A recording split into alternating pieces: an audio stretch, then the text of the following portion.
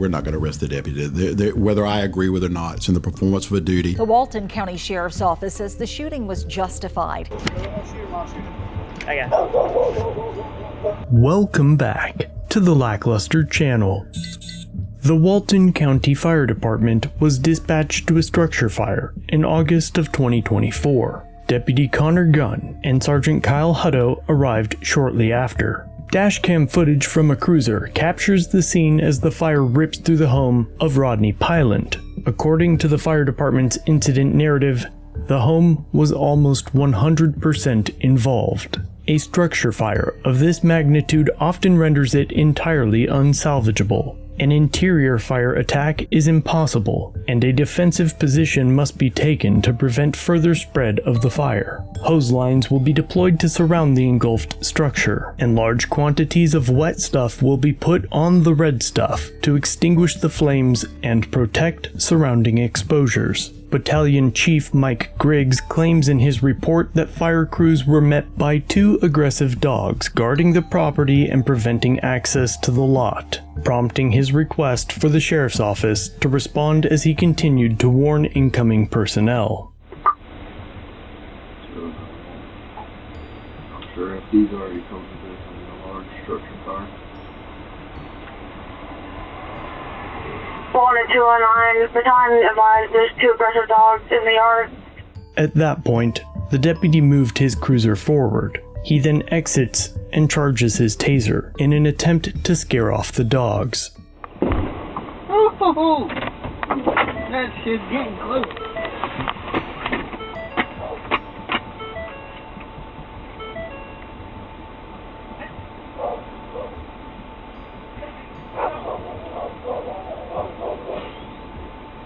Dispatch recording. Get! Battalion Chief Mike Griggs claimed that the dogs were aggressive and intended to attack, though they appeared to only be guarding the front gate of their property. This is made more obvious here, when a firefighter exits the engine and the dogs remain in their place.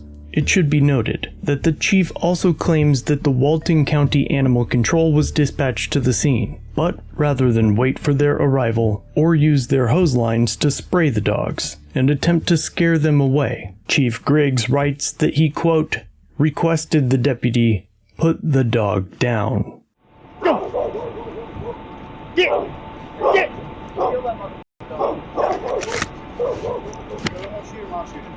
I got it.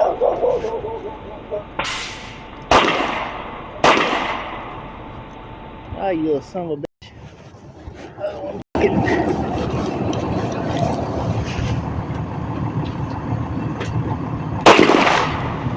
Motherfuck.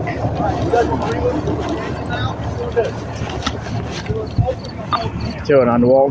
Be advised, the dog's been dispatched.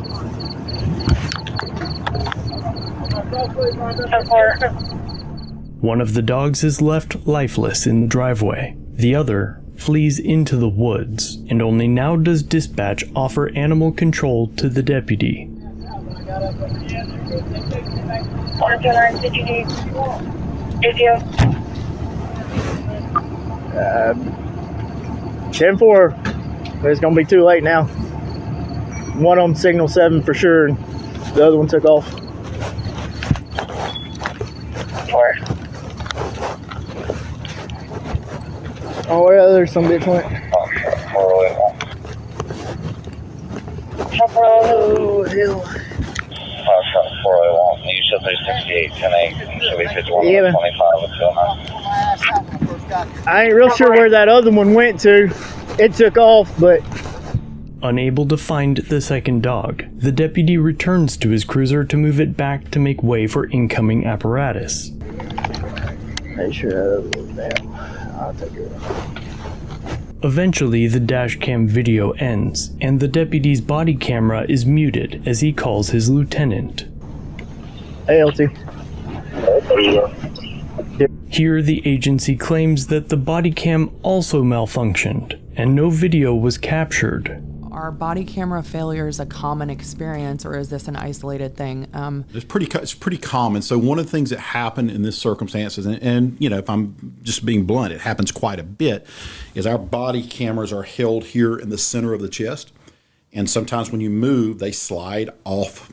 It almost looks like a cell phone. There's a couple of different types of body cameras, but the one we use is right there. The other problem we've had, and some of you have said this before, and we've noticed this as well too, is that if a deputy is shooting, when their hands come up, their arms come up at high ready, it's blocking the view of the body worn camera. So we're trying to, now we've offset them a little bit, but it is a little bit of a problem. The other issue is jackets. When you're wearing external wear, that covers the camera sometimes, so that's problematic as well too. However, nothing was covering the body cam, not the deputy's arms or jacket. It simply didn't record video footage. If you trust the department's narrative, only the audio was captured. After the deputy ended his call with his lieutenant, it continued to record. No longer muted. We don't know. That second dog, she's staying up under that truck. I don't know if I hit her or not. But shot at it? Oh, yeah. It was a running away shot. Because they wouldn't let them fire. There's another one dead right there in the driveway. But they wouldn't let fire get up there to it.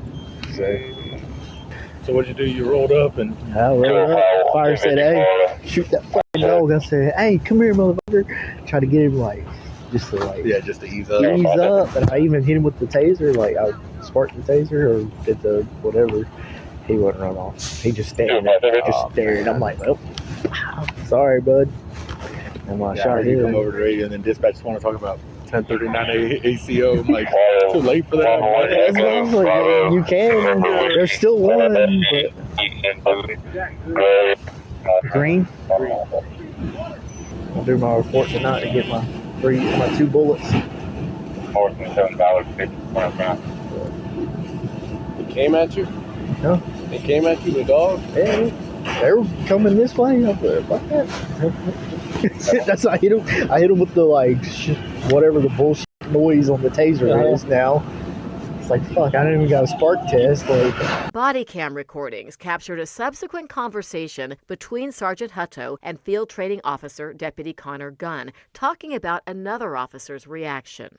Killed that dog. Tell her to go over there and drag that to the woods. There's another one right here. She wants to shoot it. I think I can hit it from here.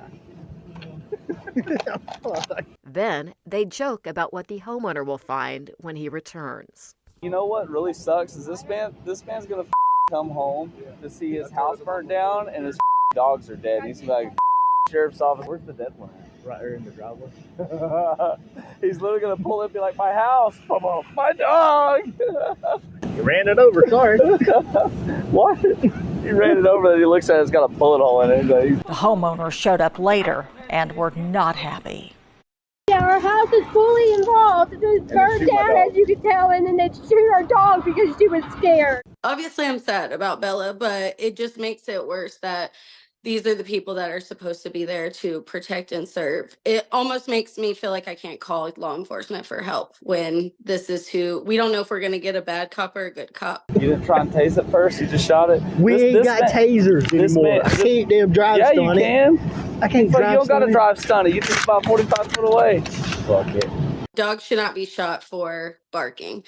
And that's what the dash cam showed, was the dogs barking. These are the dogs. Bella, who was shot and killed, and Athena, who ran away and survived. Kafini says Bella was her father's baby, a gentle soul. She hopes the family's loss will lead to better training and more compassion. They say while the shooting falls within their use of force standards, the deputies' conduct was not acceptable. They have been disciplined, though the punishment was not specified. After the family posted the audio, the sheriff held a live Q&A on Facebook to answer questions from the community. Walton County Sheriff Mike Atkinson, we're back for the Sheriff Live. The Walton County Sheriff's Office is a number of different entities. We are traditional policing services. We are traditional jail services. We are fire, EMS, fire rescue services. We're also our consolidated 911 as well as our animal services. There was an incident in the last couple of weeks where, just very bluntly, our staff did not handle themselves well. And I've always said, and I'll continue to say, that my responsibility as sheriff is to be accountable for the actions of my staff.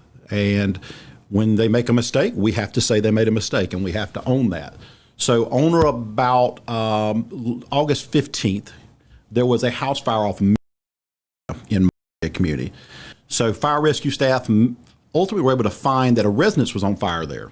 Once they got on scene, they attempted to go and start combating this fire.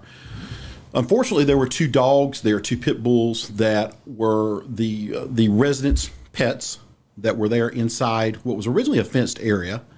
And these dogs were doing what dogs do, trying to protect their home. And the fire rescue crews were unable to get out. So for probably 10 or 15 minutes, they were unable to get into this, inside the yard there where the structure was at. The dogs were doing what they thought were the right thing to do, which in this case was trying to bite the people that were trying to get into that yard. This is a distasteful part of the business we're in, which is they called for a deputy sheriff to come down there. The deputy tried to, initially was going to try and use a taser to get past these dogs. The problem with the taser was that it did not lend itself to be able to be used for 2 animals. It's a new kind of taser. It's designed for people. It's not designed for animals.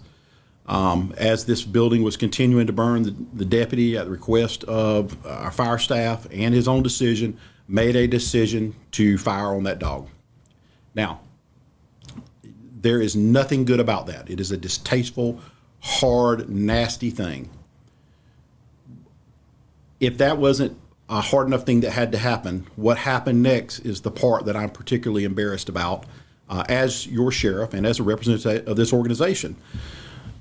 Over the course of about 10 or 15 minutes after the initial shooting, and at some point even as late as 20 minutes later, the 2 deputies were discussing in very graphic terms what had just happened in a very unprofessional and very demeaning conduct. And that can't be tolerated. And so for that reason, both of those deputies have been disciplined. Here is the reality of discipline. This is going to affect their careers. So, today we're all talking about it, but a year from now, 2 years from now, this is something that's still going to stay with them. Additionally, it affects your trust in what deputy sheriffs are doing when they're out performing their duties. And that hurts this whole organization. Typically, I believe in praising in public and discipline in private. And that is my normal way of doing business. However, in this case, because of the effect it has on the whole reputation, currency of trust with the organization, it just is incumbent upon us to say that, yes, they are disciplined. Yes, there are still ongoing things. And no, this is not what we're about. It's an embarrassment. It's an embarrassment to this organization. It's an embarrassment to our profession. And I'm not going to make excuses for it because it really doesn't matter at the end of the day. Have to be held accountable. We actually didn't know about the audio until much later, actually a couple of weeks later when it was released on social media. The internal affairs folks that looked at that looked at the use of force. Again, distasteful. Nobody's happy about it. Is it within policy? And the answer to that is yes. They did not listen to the next 20 minutes of video, which is where these comments came up. Deputy Sheriff apologized to the owner on scene about what had happened that night. What we didn't do is we did not follow up. Nobody from our organization reached out to the owners of the dogs the next day or two, even though a deputy that night offered to help bury the dog, offered, apologies for what was happening at that point. We didn't follow through, and that's our normal procedure to follow through. So we're trying to get to the bottom of why that call, a follow-up call. By the way, even if the owner doesn't want to speak to you, it's still the right thing to do. One of the first questions as it pertains to this incident was, why wasn't animal control called? Yeah, that's a good point. Initially, They were called. Yes. But when the animals were showing more aggression towards the firefighters, that's when they requested a deputy come. We're not going to arrest the deputy. Whether I agree with it or not, it's in the performance of a duty. I'm not going to tell a firefighter that they have to be dog bit in order to do that. Does the taser not have prongs? Yeah, so we moved to a new taser about probably 4 months ago, which is, a better taser for human beings. The problem is it doesn't allow a couple things as it regards to it comes to animals. What happens is that it allows for multiple shots, but on a smaller target. They both have to be there, or a third one has to be there for it to get a connection. So think about it from an electricity standpoint. Old tasers, when you fired, 2 prongs came out at one time, which means there was an immediate shock, for lack of a better way. These new tasers aren't like that. They also don't arc. You'll hear that term arc or allow for a dry stun. Those don't work as well either. So it's one of those things that's supposed to make it a better taser. It depends what it's designed for. Why didn't they spray the dogs with the water hose? Find alternative mechanisms? Yeah, so every time they tried to get out of the car, every time the firemen kept trying to get out of the truck, they got run back into the truck. And one of them was continually trying to kick at one of the dogs to get back inside. So yeah, they tried a couple times to get out and do that, but they couldn't get out and get to the hose. Do your deputies not carry pepper spray? So because of the taser, many do not. I don't think the last 5 or 6 times that we've had to shoot or put an animal down, I don't know that we've ever released that. If they were trying to bite, why can't we see that in the video? Yeah, so well, keep in mind, so all with the firefighters primarily happen before the deputy gets there. Secondly, when you see those dogs and they run back, at the point they're going to bite, they're already on top of you, if that makes any sense at all. So you've got 2 dogs. You don't get a sense of concern or worry when you watch a video like that because we're removed from it, right? So you can't see the dogs. You really don't even hear the dogs as well. You hear them barking some, but that's the reality of it. We're just kind of removed from it. Those dogs were going to stand their ground. And listen, that's what dogs do. They protect their home. So yeah, that's why. Why not wait for animal control? And the fire chief, he told the homeowner that he either knew nobody was home or there were no survivors. So let me just pause because that's kind of a multi-part question. And I unfortunately have had this happen numerous times over the years where we've seen this where there's bodies in the home. And if we'd let somebody's body, let's just assume there was. First of all, we don't know that for sure. That's a fact. 2, we don't know what else is in there, whether or not it's evidentiary. It's rare for a house to catch fire at 5 o'clock in the morning, right? 4:30, 5 o'clock in the morning. So there's that.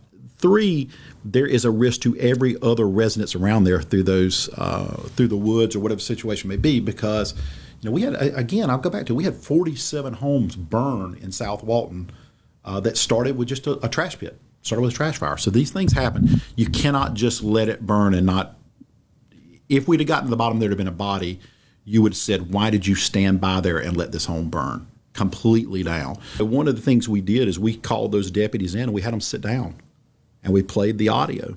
And he said, explain to me how this represents this organization. You explain to our staff, understand what the public is hearing and what this does to our level of trust. And we made them sit and listen to it all the way through. And I'm not saying that to continue to kick them, but it is what it is. It has a reflection on all of us. Is it policy of WCSO to hire and retain employees that don't represent the values and culture of the agency? So Joe, Michelle, that's actually like a rhetorical question, right? That's where you're asking me something to elicit a response. You already know the answer to the question before you ask it. Why did the officer attempt to shoot the second dog as it ran away and wasn't near it? Yeah, I don't think there was a good reason to do that. The second one, if I'm being honest with you, I know what he may have been thinking, but I disagree with the logic involved with it. The internal affairs folks that looked at that looked at the use of force. Again, distasteful. Nobody's happy about it. Is it within policy? And the answer to that is yes. Why not be more specific in what they were, how they were disciplined? So a couple of things. One, I want to balance between people may not understand, and I'll walk through what some of the discipline is. So in this case, you're talking about things that affect their monetary, how much money they make. You're talking about job assignments, being reassigned. You're talking about the inability to be promoted. And I hate to say it like this, but because of this, I will touch it. 6 months from now, when you are not thinking about this particular incident, because a lot of things are going to happen between now and then, and it's time to try to move on with somebody's career, this still has an effect on them, and that's just the absolute reality of it. After hearing what you heard, how can you justify keeping the deputies during the election, saying that you would rather hire integrity and work short-staffed and have less? Absolutely. So I'm glad you brought this up, because ethics is what you do when nobody's looking, and integrity is what you do when everybody's looking, right? So the easy political thing was, to me, make myself look good and to fire these guys and say, look how tough and mean I am and all that. The truth is, they have a body of work, and the penalty has to match, has to at least be somewhat in line with what happened here.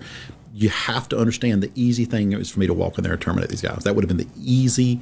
You would have been happy, and you would have said, wow, the sheriff did the right thing. Actually did the thing that sheriff did, the thing that made me happy. What I wouldn't have been doing is the right thing.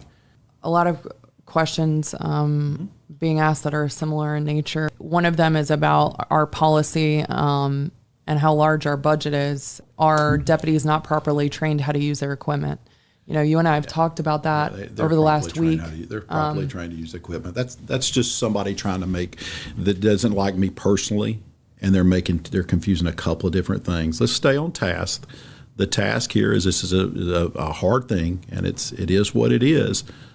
But don't mistake that with they're not trained or some version of that. That's ludicrous. Obviously, people they're passionate about how they feel about it. Sure. And they're upset. I feel the same way. And the comments are of frustration for a lot of people, because they're asking, like, how can you feel good about keeping these deputies patrolling? Did something in my words say that I felt good about it? I don't think that's what I said. What I said is, I have a responsibility to be appropriate. Yeah. And truthfully, for some people, firing wouldn't be good enough for them. There's some people that would want more than that. And, I have to be balanced about this. We as an organization have to be balanced. That's true of any professional organization in the United States. So we cannot just walk in and fire folks like that. That's not the way this works. And by the way, it's not the way it works at any professional organization. Was anyone actually bit? No, we actually thought that the fire chief was bit on the boot, but he did not get bit. And so, I'm sorry, the battalion chief, not the fire chief, because he was having to kick the dog to get it off of him. So, and that happened a couple of times, but no, he was not bit. So we were thankful for that. You know these deputies more personally than we do. Do you feel their actions line up with their real character as deputies? I'm going to be honest with you. I don't think so. I don't think so. That's not, the problem with me saying that is, someone will hear me say that and say, well, you're making excuses. And I just don't want to do that, because the conduct needs to be addressed, and it is addressed. I tend to think that what happened is not a reflection. I have seen both of those deputies do some pretty honorable things. And I'm not going to talk about that now, because right now this is what we're dealing with. I could tell you a couple of them that you, as the general public, would immediately recognize their involvement in, where you have lauded their behavior. You just didn't know it was them. So that's when I say it's important to balance that. So no, I don't think so. I think the truth of the matter is, the first sergeant, I think he was upset that he actually did it. And I think that was a inappropriate humor response based on something he didn't want to do. That's Mike Axe's speculation. He didn't want to do that, and he was making inappropriate humor about that. And I don't get to make excuses for that, but I think it's just important that we hold him accountable for the conduct. And so that's where we're at. What started the fire on Mixon? That's under investigation. Again, that home, I don't think the residents were there at the, I know they weren't there at that time, and I think they were splitting time. That resident was also scheduled to be sold in a week and a half afterwards. So I'm just not sure. It could be a myriad of things. It just needs to be investigated. So the state fire marshal's office will do that and try and let us know what they decide. I don't know if they had gas in there or what. The explosions throw us off a little bit. We're not sure what set those explosions. You can actually hear that on one of the body cameras. But yeah, there were at least 2 small explosions in there. So just not sure. Talk about the process of, I'm not gonna read this question because there's profanity in it, but talk about the process of when we respond to house fires. How is notification made to the homeowners? Is it made by the fire department? Is it made by the deputies? No, it's not typically. I mean, so again, remember, a lot of times you don't know who actually lives in the home, right? You don't know what there is. So we don't, a lot of times don't have their phone number before they're there. Many people don't own their property. Some do. Most people don't have their cell phone registered. So a lot of times there's a real delay, or can be a real delay, in a homeowner being found out, because again, if you would go to somebody's home, until you look it up on the property appraisers thing, how do you know who owns the property, right? So there's that. And a firefighter isn't typically going to stop and start looking at the property appraiser's office before they start trying to do something. So all that comes after the fact. You would never do it before. Will you or deputies make a formal and public apology to the dog's owner? I actually have already done that, but I'll do it again. So yeah, on behalf of the Walton County Sheriff's Office, a deputy did it that night. So just to be clear, you can see that on video. The deputy apologized to the owner and offers to do that. We should have followed through the next day. I think I've said that earlier, but I'll say it again. Yeah, I'll apologize on behalf of the Sheriff's Office, because first of all, there's just nothing, no good comes out of that. Just the short version of it. No, there's nothing good about the situation. Abigail Jones, who pays for the gas when an employee takes a cop car home? That's actually, yeah. Yeah, it's county gas, because they're expected to be required to respond back to duty. Is there a specific reason why deputies haven't apologized to Mr. Pylon? Do you think that would resonate? I kind of think of the short version. Like I said, we tried to reach out after the fact. You have to realize that we just found out about, again, the audio afterwards. So somebody did that night. But no, since then, I think when we had reached out, there was some discussion that, that just doesn't want to have that discussion. And I understand. My dog, I would feel the same way. We have to be better, do better. That's the short version of it. I wish I could tell you this is the last time I'll ever be in front of you apologizing for a mistake of a deputy sheriff or a firefighter or whoever. That's probably not the case, right? My responsibility is to try and correct it and to set an expectation. There's nobody in the building that thought this was going to end well once we were aware of it. Nobody thought that, oh, well, they're not going to say anything to me. Trust me, there's nobody that thought that. The other thing, and I think this is an important thing to consider, we don't run from these things. We don't run from these things. We get out here and we address it, and we try to move forward. We try to be better. What I hope comes from this is that we have maybe a little better understanding from some of the staff. Corey, you and I talked about this before, about it's one thing to hold people accountable. It's how do you prevent this from happening again, right? And I think it's a little bit like a garden. What I mean by that is you have to weed your garden all the time. You have to water your garden. You have to take care of it all the time, because you can think it's going well and then step away from it, and guess what? There's weeds growing. So it takes constant work. I do not think this is a reflection of the men and women of the Walton County Sheriff's Office. I don't think that's the case. I'm not obtuse. I don't just stick my head in the sand and go, oh, this never happens. I know that we have issues and times that people are on their best behavior, just like many other people. We just have to accept this and move forward and figure out how to be better. And who it hurts is and I've heard this from multiple deputies, it's every other deputy out there who's been, really working to do a good job, that they're kicked in the shin over this. And for those two individuals, they have to figure out how to reestablish trust, not just with the community, but inside their own organization. They have to do that, because everybody's getting their teeth kicked over this, right? So that's something they have to learn. It is in everybody's interest for them to be better. Bottom line, it's in everybody's interest for them to be better. As always, let me know what you think of this interaction. Should disciplinary actions be public? Is anything short of termination acceptable? Leave your answers in the comments down below. And if you like this video, check out another episode, linked on screen.